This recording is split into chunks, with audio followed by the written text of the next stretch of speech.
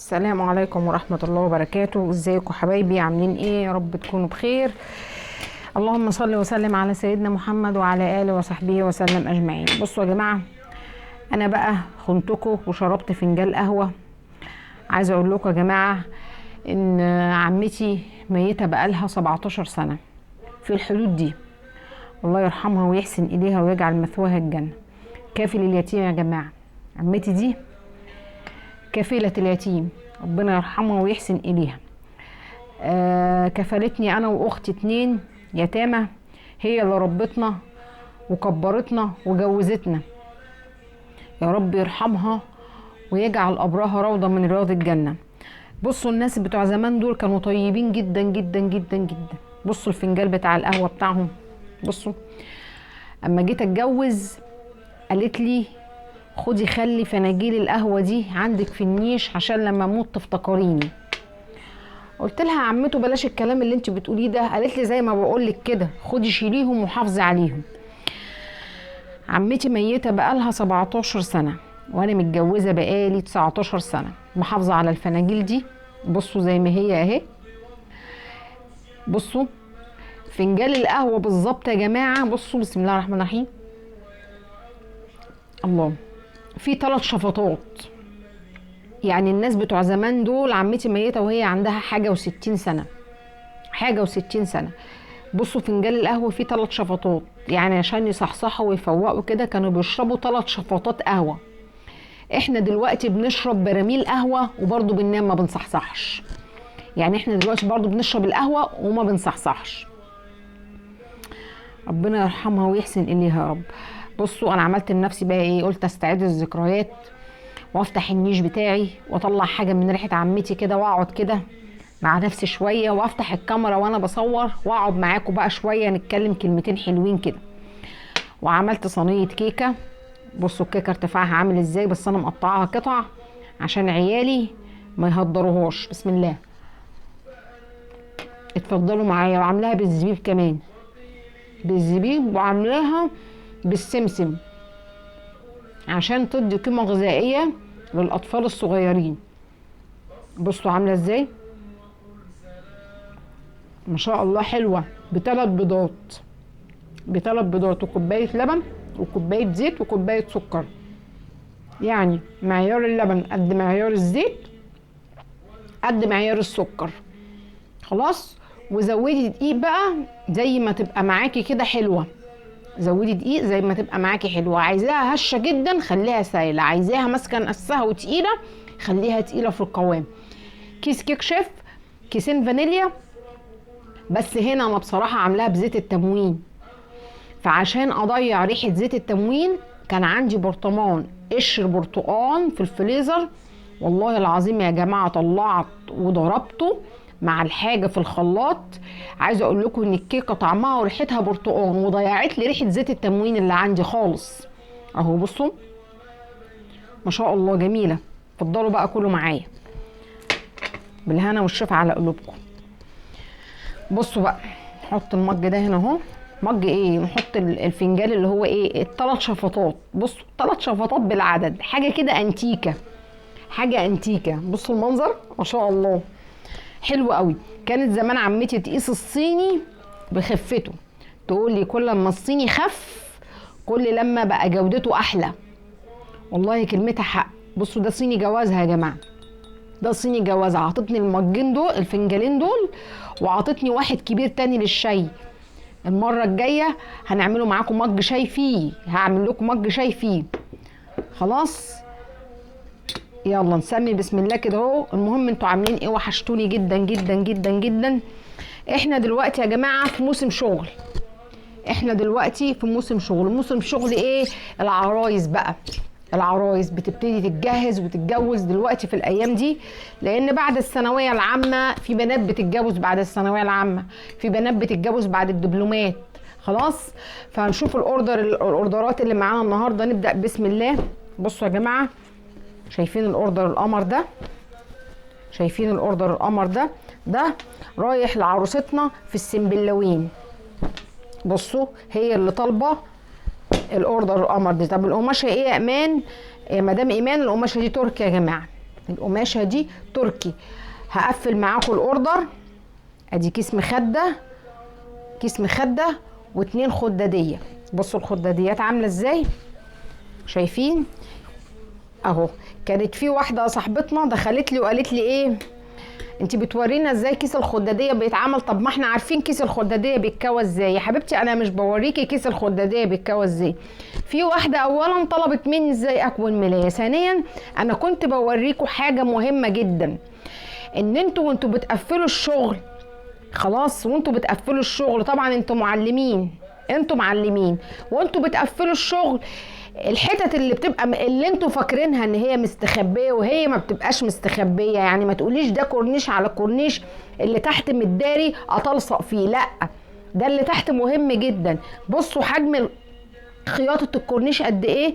يعني لو انت مش عامله دي اوفر هتخلص مع العميل في الغساله، هيجي يغسلها مره واثنين وثلاثه هتبصوا تلاقي الحته دي نسرت منه. طب ليه؟ هو احنا بنبيع قماش للناس بفلوس ولا احنا بنبيع ورق جرايد؟ حتى ورق الجرايد بقى بفلوس.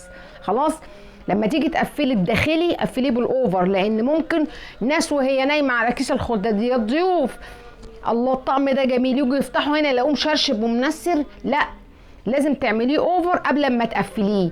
ما عندكيش اوفر يبقى تعمليه كده اهو على بعضه، وتدخلي ده من تحت وتدي شيمه على الكورنيش بعد ما تخلصيه. خلاص فهمتوني؟ انتوا قد الدنيا. انا ده انتوا معلمين، انا ما بعلمش حد، انا بقول كده بتكلم مع نفسي شويه.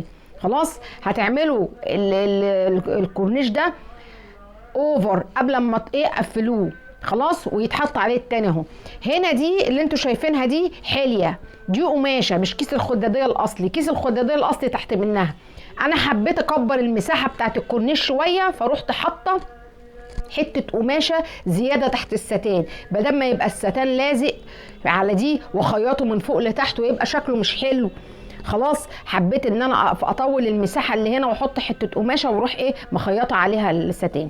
خلاص، دي افكار ليكوا انتوا، حابين تعرفوها مني، حابين مش عارفين بصوا غموا عينيكوا ولا كانكم سامعين حاجه، انا ما قلتش حاجه. خلاص، كل واحد ينام على الجنب اللي يريحه.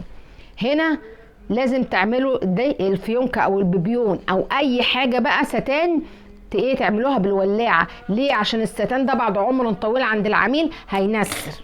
خلاص، ادي كيس خداديه اهو. خلاص، ادي كيس مخده. تعالوا بقى نقلب الطقم كده عشان احنا هنكيس دلوقتي، هكيس معاكم اهو. خلاص، ادي طقم وادي كيس المخده بتاعه اهو. عملت لها برده على كيس المخده ستان، ودلعت لها كيس المخده اهو زي ما انتم شايفينه كده اهو.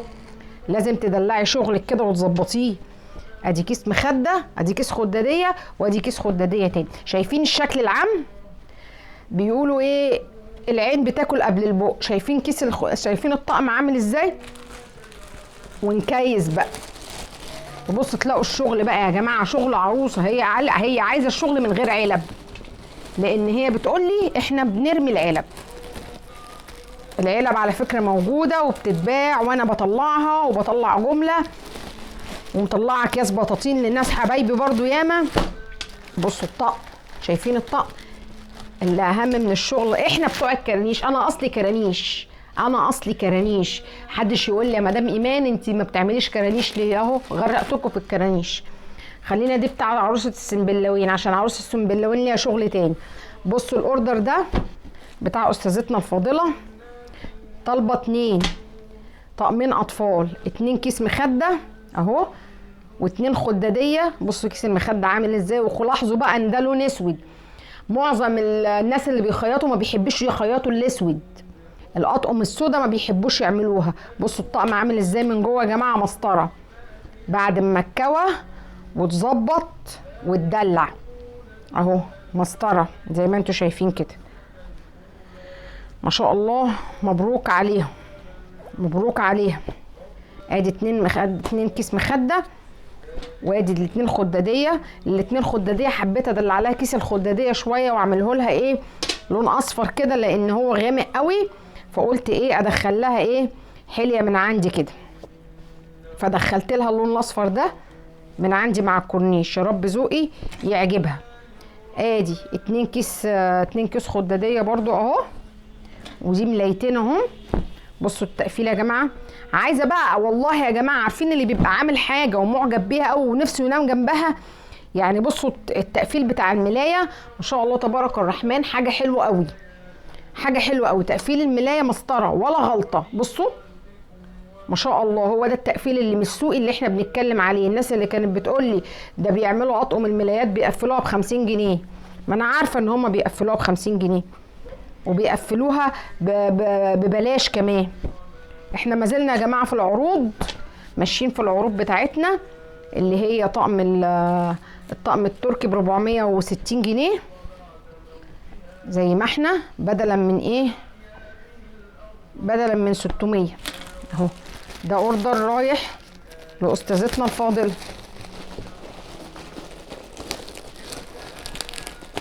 ده اوردر رايح، ده تركي، دي قماشه تركي. خلاص تعالوا بقى بصوا للقماشه البركال، وطالبه برضو اوردر بركال. بصوا البركال بتبقى خامته اطرى، خدوا بالكم، اطرى من التركي، اطرى، بتبقى طريه وبيبقى ملمسها مدي على قطيفه، تحسوا ان الملمس كده مدي على قطيفه، ولكن هي جودتها نفس جوده التركي عشان نبقى مركزين. ده كيس مخده اهو، بصوا كيس المخده معمول ايه، شيمه، وده بيبقى دبل مجوز اهو، اوعوا تعملوه مفرد، مجوز اهو زي ما انتم شايفين، ومعمول من جوه بصوا اوفر اهو. واللي ما عندهاش مكنه اوفر ما تعملش اللفقه دي، اللي ما عندهاش مكنه اوفر ما تعملهاش. انا ابتديت اعملها لما اشتريت مكنه الاوفر، لكن قبل مكنه الاوفر ما كنتش بعملها بصراحه، لان دي لازم لازم لازم تتعمل اوفر. خلاص عندك مكنه اوفر اعمليها، ما عندكيش اعملي كيس مخده عادي جدا زي اللي انا بعمله. ده الاوردر ده برضو طالبه 2 قطعتين من كل حاجه، قطعتين، 2 كيس مخده و2 خداديه اهو، برضو ال2 كيس مخده اهو. انا حبيت ادلع لها الطقم ده اهو. البركال اغلى من التركي خلي بالكم، تمام. وده كيس كيس خداديه. وخدوا بالكم عايزه اقول لكم على حاجه، البرواز ده بيبقى خارج مقاس الخداديه الاصلي، بيبقى خارج مقاس الخداديه الاصلي. يعني ايه؟ يعني لو الخداديه 65 في 5 لو الخداديه 75 في 55 بعد الخياطه بتبقى 70 في 50 صافي. ال70 في 50 ملهوش علاقه بالبرواز ده. البرواز ده لو انت عاملاه من مقاس الخداديه هيضيق الخداديه. خلاص ركزوا معايا. بصوا اللفقه بقى هنا اهو، هنا طبعا دي حدود اللفقه بتاعتنا اللي بتتعمل المشهوره جدا، ولكن في قماش باقي، فرحت عامله ايه، رحت مزوده لها اللفقه تاني عشان تبقى ايه، مركبه كيس الخداديه ببراح كده، تبقى ايه يعني، يبقى شرح وبرح زي ما بيقولوا، فاهميني؟ انتوا على راسي، واللي انتوا شايفينه اعملوه، مالكوش دعوه بيا. خلاص اوعوا تكونوا فاكرين ان انا جايه اعدل عليكم، لا انا ما بعدلش عليكم. يبقى ده 2 كيس خداديه، ودي طبعا الملايه اهي. بصوا ما شاء الله. عارفين يا جماعه والله العظيم، والله العظيم انا بعمل ملايات الاطفال 2 متر ونص، 2 متر ونص، يعني تتفرش على سرير كبير. بصوا التقفيل من جوه عامل ازاي بعد ما الملايه اتكوت. على فكره يا جماعه بكوي كل شغلي، ما بسيبش شغلي مش مكوي. بعد ما الملايه اتكوت اهو زي ما انتوا شايفين، ده بركال، والبركال بيبقى سعره اغلى من التركي. خلاص يا حبايب قلبي اتفضلوا. ادي 2 كيس خداديه، وادي 2 مخده، وتعالوا نكيس مع بعض. يبقى ده بركال عشان محدش يضحك عليكم، انتوا بايديكم امسكوا الملمس عشان تعرفوا ده تركي ولا بركال. البركال بيبقى انعم ومدي على قطيفه شويه. ده تاني طقم معانا. بصوا بقى عروستنا الحلوه طلبت مني طقم للسبوع، قلت لها من عيني. طلبت طقم للسبوع. اتفرجوا على الجمال، اتفرجوا على الحلاوه، اتفرجوا على الحلاوه. طقم للسبوع، وانا بقى اسكندرانيه، والاسكندرانيه كرمه، ورحت حاطه لها بقى ايه، ستان من تحت بقى واديله ادي. بصوا ظبطت لها الطقم ستان فوق وتحت وايه، ودلعته لها على الاخر. شايفين ستان فوق وتحت وايه، عومتها، حميتها في الستان زي ما بيقول، عشان تبقى ايه عشان تبقى تقول الاسكندرانيه كرمه. خلاص ادي كيس، ادي الملايه. هم طبعا عندهم في السنبلاوين منطقه ارياف شويه، ففي الارياف عندهم 2 كيس مخده. في الارياف عندهم 2 كيس مخده اهو. عملت لها زي ما انتم شايفين اهو 2 كيس مخده اهو، ودلعت لها المخده كمان بالستان. قلت لها يلا مش هستخسر فيكي اهو. حطيت لها كمان ستان على كيس المخده. بصوا الجمال اهو، شايفين الجمال يا جماعه والتقفيل والنظافه؟ شايفين حاجات حلوه قوي. يعني هي طالبه طقم للسبوع، وطلبت طقم تاني، طلبت طقم للسبوع وطلبت طقم للدخله. طقم للسبوع وطقم للدخله. بصوا ده طقم السبوع، ولكن الابيض طقم الدخله. خلاص بصوا اهو، ده كيس خداديه برضو، ده انا دلعت لها الدنيا. بصوا كيس المخده. بالمناسبه يا جماعه الطقم ده اخد مني 5 متر ونص، عشان اللي بيسال. الطقم ده اخد مني 5 متر ونص. ليه؟ عشان الكرانيش دي، عشان نكرنش الكرانيش وندلع التدليع كده. بصوا 5 متر ونص اهو. وبالمناسبه برضو مصريه مش عمريه، مصريه مش عمريه. 2 ايه؟ 2 خداديه اهو. شايفين الجمال؟ بصوا طلبت مني 1 للسبوع و1 للدخله. بس الحاجه دي بس تروح لها، وهديها كمان 1 اصفر. بصوا هقول لها لازم تاخديه مني بقى. الاصفر يا جماعه الكناري لونه تحفه تحفه التحف، ما شاء الله تبارك الرحمن. اللون الاصفر بقى، عايزه اقول لكم اللون الاصفر ده حاجه حلوه قوي. بصوا شايفين الطقم ده جميل ازاي؟ بصوا. وبرضو انا بقى ايه، عشان انا كريمه والاسكندرانيه كرمه، حطيت لها ستان برضو من تحت اهو. ده يا جماعه مش سوقي، ده مش سوقي، ده حاجه عموله زي ما بيقولوا ايه، شغل المعلم لابوه. العروسه دي عروسه بنت ناس ايه، محترمه قوي، لان هي قالت لي كبري لنا الملايه. قلت لها من عينيا. فعملت لها الشغل ده شغل ايه بقى، شغل فاخر من الاخر، مش خساره فيها. وبرده كيسين المخده هم. بس للاسف كان عندي ستان، ما عنديش ستان بامبي عريض، ولكن عملت لها لفقه الخداديه عريضه من تحت اهي. ما عنديش ستان عريض بينك، رحت عامله لها ايه، كبرت لها في اللفقه شويه بتاعت كيس المخده. خلاص طلبت مني ايه تاني؟ طلبت مني فرش، يعني 2 قطعتين بس للكنب من الرابط ده. بصوا عايزه اقول لكم حاجه، انا عندي كميه رابط يا جماعه من الرفيع ده، ما بقاش فيه رفيع في السوق خالص، ما بقاش فيه رفيع في السوق. انا عندي كميه رفيع من ده، عاملاها شرايح للكنب عشان اللي عايز يطلب. والمتر على 200 جنيه، المتر على 200 جنيه اقل من اللي هو نازل ب 350 وب 400 الرفيع العريض. انا كنت جايبه كميه وعندي بواقي منها.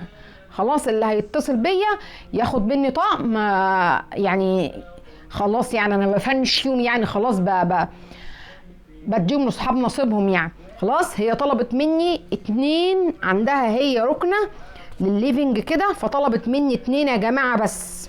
بصوا ما شاء الله طلبت مني 2 بس. بصوا قلت لها من عينيا. شايفين التاني اللي بيشتغل في الرابط ما بيتعملش اوفر. شفت ناس كتير يا جماعه عامله الرابط والجكار اوفر. يا حبايب قلبي زعلتوني لما شفت كده. الرابط والجكار ما بيتعملوش اوفر. خلاص الرابط والجكار ما بيتعملوش اوفر، والبابلز ما بيتعملوش اوفر، بيتنوا تانية كده اهو وبس. يا جماعه شايفين انتوا كده، شايفين اخباركم ايه في بصوا عاملين ده، ولا اوفر ولا حاجه. انا تانية واحده فقط لا غير، ما بيتناش تانية من جوه، بيتنا تانية واحده بس اهو. واللي هتطلب مني اوردر من ده هديهولها بالسعر اللي هو ب 200 جنيه. اللي هتطلب مني الاوردر ده هديهولها ب 200 جنيه زي ما هو، زي ما انا شارياه. ربنا العالم ان انا ما بغليش على حد حاجه، زي ما انا شارياه ب 200 هبيعه للي طلبته ب 200. خلاص يلا اشوفكم الفيديو الجاي على خير. سيبوني بقى اكل الكيكه الحلوه دي. شايفين عامله ازاي؟ شايفين الوش بتاعها عامل ازاي؟ اكلها كده مع نفسي واشوفكم الاوردر الجاي. والسلام عليكم ورحمه الله وبركاته. اوعوا تنسوا تحطوا لي لايك وشير وكومنت حلو كده يزود المناعه عندي ويخليني حابه ان انا اعمل لكم فيديوهات. خلاص شجعوني بكلمه حلوه وعلوا المشاهده شويه يا جماعه عشان القناه هتنزل كده. علوا المشاهدات شويه، عايزه القناه تعلى انا عشان نقبض بقى من اليوتيوب. تمام. المشاهدات فين حبايبي وفين اصحابي اللي على القنوات على القناه معايا؟ انتوا رحتوا فين؟ يلا مستنيه تعليقاتكم وكومنتاتكم الحلوه يا جماعه. السلام عليكم ورحمه الله.